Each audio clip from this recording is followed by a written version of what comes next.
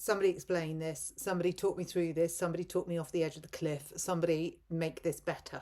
So after the Land Rover debacle, which still isn't resolved, and is still with the Ombudsman, you know how we've decided collectively, our group, it's a Toyota Hilux that I need because that's what I need to tow. And that is a good, affordable car that will serve the family needs, serve the horses, serve everything we need, serve the dogs, and works. Not anymore. So I bring to you Rachel Reeves's thoughts on this, and I'm going to read it word for word so that we're really, really clear.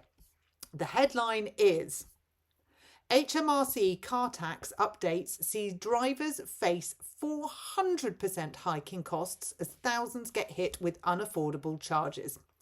Thousands of motorists have been warned of 400% tax increases following a decision by HMRC to reclassify double cab pickup trucks as cars rather than commercial vehicles. The change, implemented in April 2025, eliminates a long-standing tax advantage. Everything's a tax advantage, isn't it? That allowed drivers of these vehicles to pay a fixed benefit-in-kind rate. Previously, pickups with payloads exceeding 1,000 kilograms qualified as commercial vehicles, enabling company car drivers to pay identical tax rates whether they drove a basic van or a luxury 65 grand pickup truck. I mean, I wasn't planning on buying a luxury 65 grand pickup truck. I was planning on buying a Toyota Hilux in the lower end of the financial bracket. But anyway, here we go. Under the new regulations, these 5-seat vehicles now attract taxation based on their exhaust emissions, placing them in the highest tax bracket due to their weight and aerodynamics. The reclassification affects only double cab variants, so obviously that's me, with seats behind the driver, whilst the single cab commercial model remains unaffected. The financial impact varies dramatically depending on the specific model and the driver's tax bracket. Based on my tax bracket as well. A Ford Ranger Wildtrak, had one of those, owner, earning at the 40% tax rate now, that's not me, faces an annual bill of £8,322 compared to £1,608 under the previous system. This is a 400% rise. So the motorists that are most at risk of this are, of course, farmers, me, anyone that wants to drive anything that they need to use to tow or for agriculture. So the disparity has sparked debate about fairness, with some arguing that the drivers previously paid less tax for a 3-litre diesel pickup than they would have paid for a 1-litre Fiat 500. Then it goes on to blah, blah, blah, the Green Party.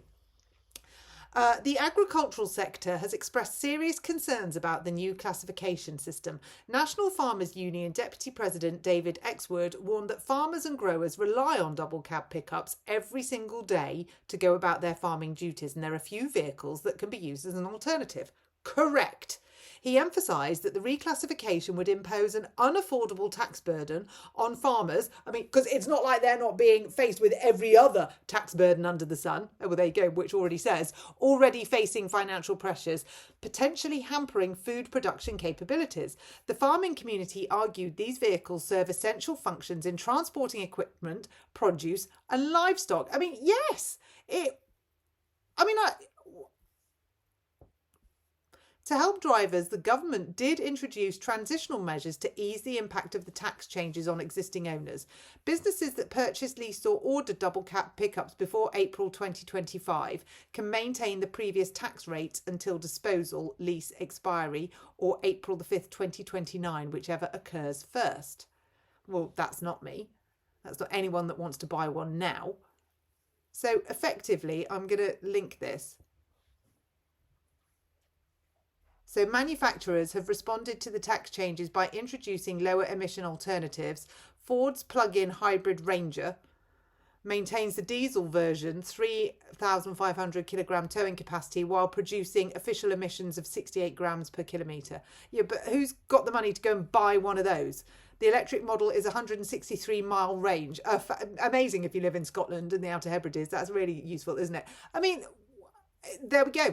So all the driving enjoyment, all of the agricultural needs met, all of my towing needs met, gone. There will be no Toyota Hilux because it will be too expensive to tax the bloody thing.